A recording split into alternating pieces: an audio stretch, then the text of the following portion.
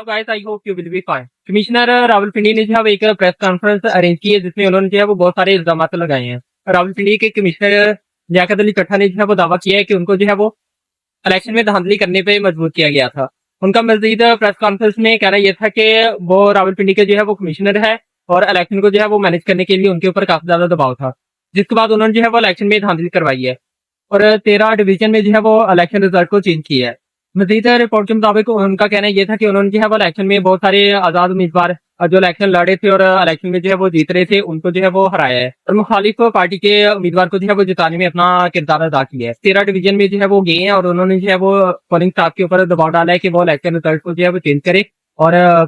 Ballot paper के ऊपर जो है वो स्टैंप लगा के मुखालिफ उम्मीदवार की बैलेट बॉक्स में डाले और उनको जो है वो इलेक्शन में जिताए। उन्होंने जो है वो 70-70 हजार की लीड से जीतने वाले उम्मीदवार को जो है वो हराया और मुखालिफ उम्मीदवार जो कि इलेक्शन हार चुका था उनको जो है वो जिताया है। उनका मजीद कहना यह था कि उनके ऊपर जो है वो ऊपर से प्रेशर था, जिसमें उन्होंने नाम दिया है कि चीफ जस्टिस और चीफ इलेक्शन कमीशन जो है वो इसमें शामिल थे। उन्होंने दो पर्सनैलिटी के ऊपर जो है वो इल्जाम लगाया कि वो उनको प्रेशराइज करे थे कि वो इलेक्शन में जो है वो धांधली करवाए और मुखालिफ पार्टी के उम्मीदवार को जो है वो जिताने में अपना तामन प्रोवाइड करे, जिसके बाद उन्होंने जो है वो इलेक्शन में धांधली करवाई है। पोलिंग स्टाफ जो है वो उनके सामने कह रहा था कि वो ये धांधली नहीं कर सकते क्योंकि कानून उनको जो है वो इस चीज की इजाजत नहीं देता, लेकिन उन्होंने जो है वो पोलिंग स्टाफ के ऊपर काफी ज्यादा प्रेशर डाला है कि वो ये धांधली करे, अदरवाइज उनको जो है वो संगीन नतज का सामना करना पड़ेगा। जिसके बाद पोलिंग स्टाफ ने जीते हुए उम्मीदवार को हराया और हारे हुए उम्मीदवार को जो है वो जिताने में अपना तामन दिया है।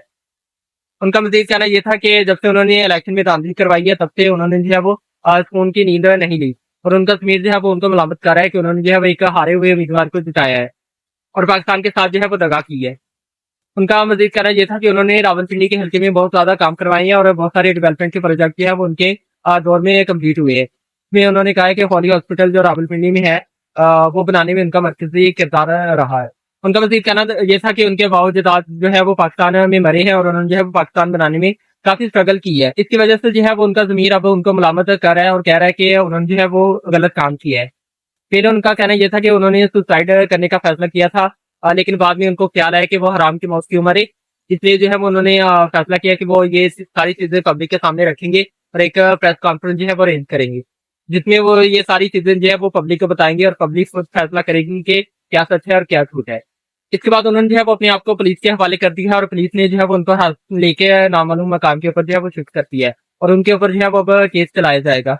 दूसरी तरफ चीफ जस्टिस ऑफ पाकिस्तान का बयान भी सामने आ चुका है, जिसमें उनका कहना यह था कि कोई भी अगर उनके ऊपर इल्जाम लगा देता है तो वो सच नहीं होगा, बल्कि उन्होंने किसी भी कमिश्नर को जो है वो इलेक्शन में धांधली करने पर मजबूर नहीं किया और उनका कहना यह था कि ये सारी अफवाहें हैं और उनको जो है वो बदनाम करने की ट्राई की जा रही है।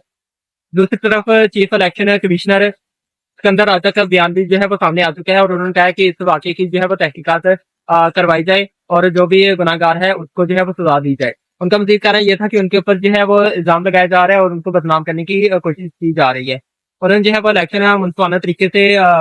करवाए हैं और इसमें जो है वो कोई भी धांधली नहीं हुई।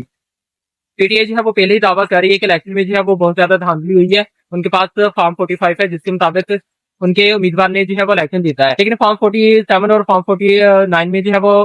धांधली की गई है और उसमें जो है वो रिजल्ट को चेंज करके दिखाया गया है, जिसमें हारे हुए उम्मीदवार को जो है वो जिताने की भरपूर कोशिश की गई है, लेकिन उनके पास फॉर्म 45 है और ये अदालत में वो चैलेंज करेंगे।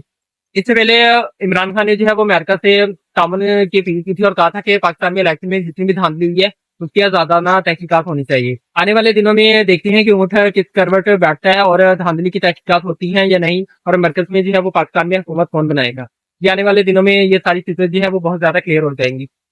आई होप कि आपको ये वीडियो अच्छी लगी होगी। अगर अच्छी लगी है तो आप इस वीडियो को लाइक करें, शेयर करें और मेरे चैनल को सब्सक्राइब करें।